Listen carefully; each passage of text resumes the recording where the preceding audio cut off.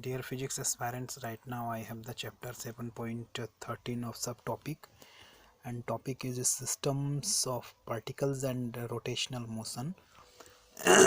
When we study, then we will come into 7.13 subtopic, the angular momentum in case of rotation about a fixed point. Point will be fixed. We have studied in section 7.7 the angular momentum of a system of particles. We already know from there that the time rate of total angular momentum of a system of particles about a point is equal to the total external torque on the system taken about the same point. When the total external torque is zero, the total angular momentum of the system is conserved. Now we wish to study the angular momentum in the special case of rotation about a fixed axis. The general expression for the total angular momentum of system of n particles is L is equal to summation n t1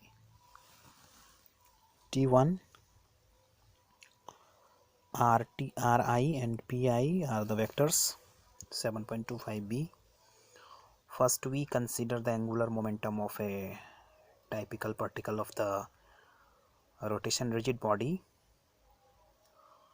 Rotating rigid body, we then sum up the contributions of individual particles to get L of the whole body. For a typical particle 1 is equal to R P,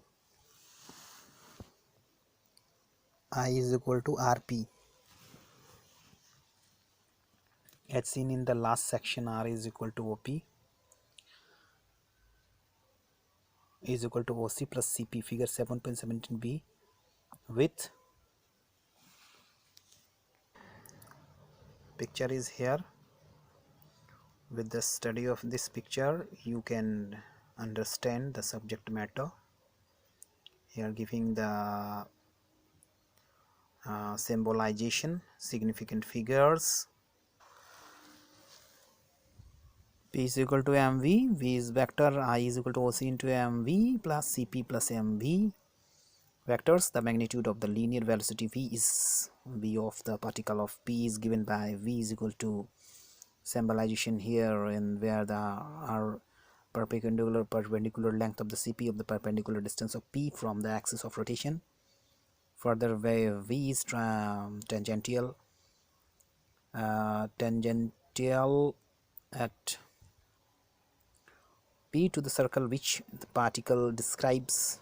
Using the right hand rule, one can check that CP is equal into V is parallel to the fixed axis. The unit vector along the fixed axis chosen as the z-axis is k vectors here. CP is into mv is equal to r perpendicular mbk here the vectors, and is equal to m r square perpendicular, and you will see since v is equal to, you will see mu. Similarly, we can check the OC into V is perpendicular to the fixed axis.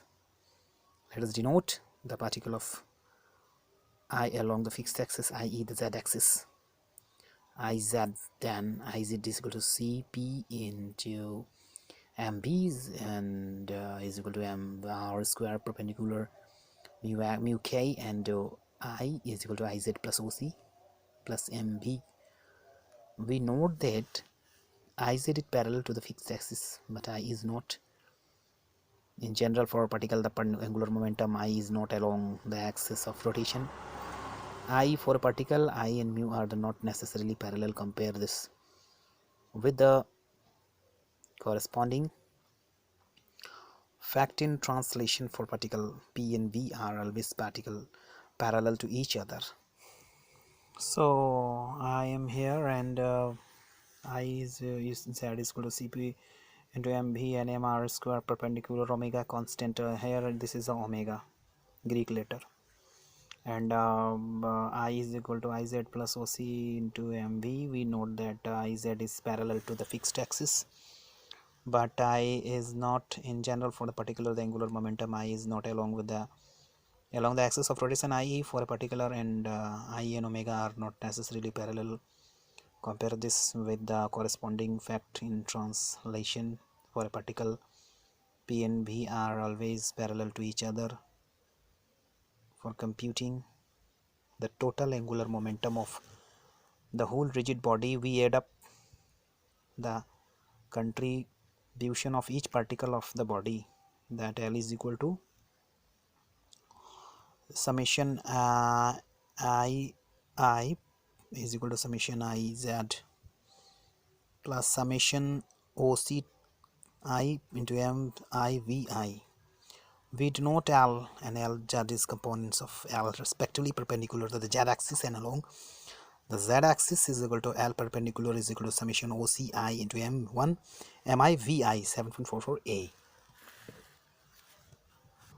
where MI and VI are respectively the mass and velocity of Lth particle and Ci is the center of the circle described by the particle, and Lz is equal to summation Liz is equal to summation wholes MIRI square and whole omega k, or Lz is equal to I omega k constant k vectors.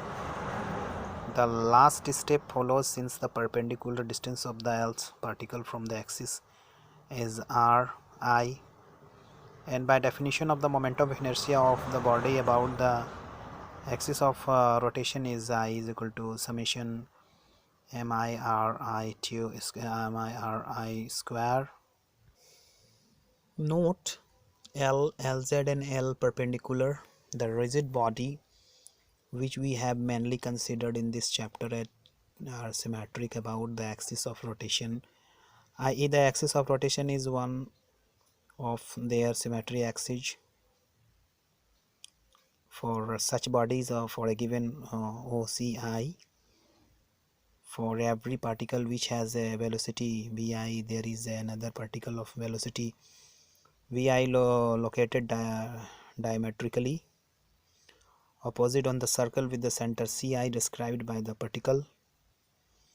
Together such pairs will contribute 0 to L perpendicular, and as a result for symmetric bodies L perpendicular is 0 and hence L is equal to Lz is equal to I omega k.